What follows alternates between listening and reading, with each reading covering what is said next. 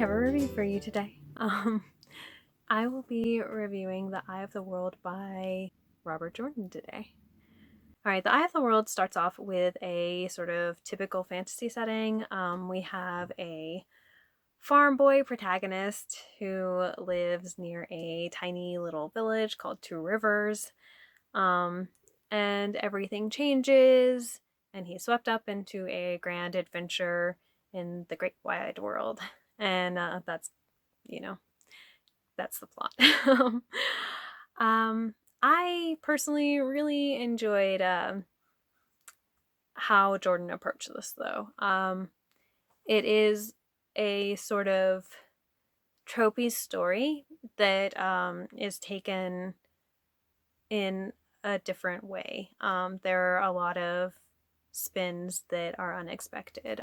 For instance, this is a chosen one story. For those of you who don't know, that basically means like Harry Potter or whatever, where there is a chosen one who is destined to save the world, and this is one of those.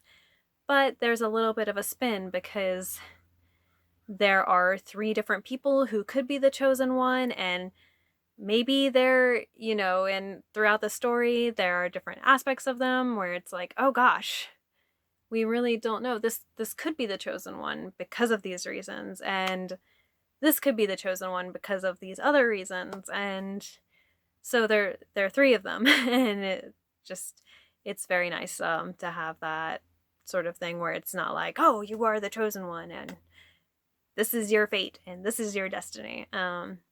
But yes, so that's one of those tropes. Another one is kind of that there is this big evil being, this evil entity, this person, thing, whatever. And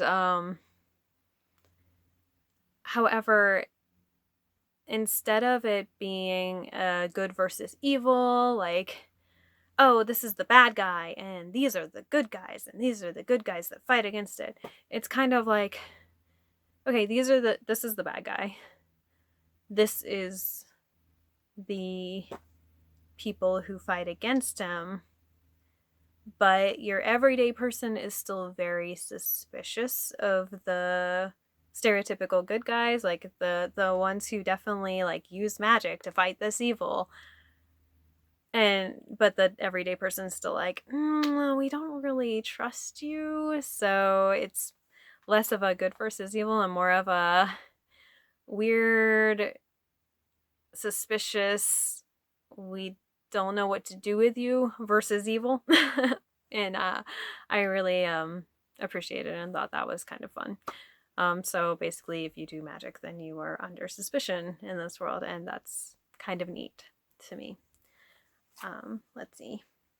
For me, the plot was probably the weakest part of this story. I mean, I don't hate it.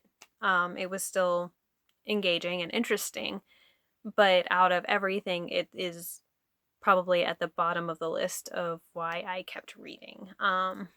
I preferred, a lot of other things, especially whenever it got to the climax. I don't know if I was necessarily underwhelmed. I just was kind of uninterested. And I don't know if it was mostly just because I was less interested in the characters involved than other characters, or if if the fact that it's book 1 of a 14 book series, and that may have had some sway on my opinion. I know it's not fair. I know it's kind of silly, and if I didn't know there were 14 books in the series, then maybe it would have been different. It's something that I couldn't help, though. I know that there are 14 books in this series, and so whenever, the big final conflict of this book happened, it was kind of like, oh, okay, like, cool, this is happening, and unfortunately. So yeah, for me, the plot in general was definitely not a reason why I kept going. Like, it wasn't bad. It wasn't. but if other elements of the story hadn't been so strong, I might not have been as interested in the book. One of the main driving forces for me to keep reading, though, is the world building. I am a huge nerd when it comes to lore. I love learning about histories of world and mythos and that sort of thing, and you could tell from very early on in this story that that there was a definite history to this world. It felt very real, and I very much enjoyed that and am looking forward to learning more. And that was definitely a driving source for me whenever or a driving force, I guess I should say, whenever I was reading through this book, or not reading, listening through this book. Every time, there was like a little reference to some old city or some old war or whatever, I kind of perked up a little bit and I was like, oh, what's this? What are we learning about now? And I really enjoyed that and appreciated that. But I think the winner for me, in everything in this book, was the characters. I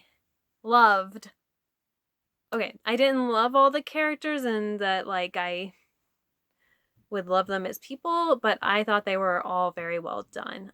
Rand is kind of unremarkable so far. He's kind of just this nice kid, this nice farm boy. You can't hate him. Then there is Mat, his best friend, who is, the mischievous guy. He's very much kind of like the Ron Weasley, so to speak. Then there is Perrin, who is a blacksmith's apprentice, also a good friend of the other two. Egwene, who is a sweet girl, but she's also very open-minded and can dig her heels in whenever it comes down to things that she really cares about. And I appreciate that. I appreciate that she kind of has like a sweet naivety to her, but it's not painted as necessarily a weakness. And then let's see, then there's Nynaeve, who is the mom friend. I think she's the character that I related to most personally. I really liked Nynaeve. She was probably my favorite. And then there are Lan and Moraine, who are kind of the outsiders. Jordan did a good job of making them mysterious without making them overly aloof or like overly broody. That especially was something that could have happened with Lan, and he did a very good job at making them mysterious and not letting us know everything about them, while still not making them like super standoffish and like, oh, I'm mysterious, I don't know what's happening, like I obviously that's a little bit of a pet peeve of mine. I don't like it whenever people are like, oh, I'm brooding in the corner and you don't know about me. Like that, no, that is not appealing to me as a character.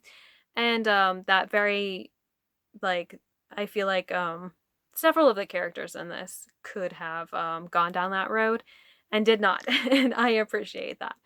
But yeah, my favorite characters were probably Nynaeve and Perrin so far. But yeah, overall, I did enjoy this book. I am excited to pick up the next book in the series, and I hope this review was helpful to you. I will see you around.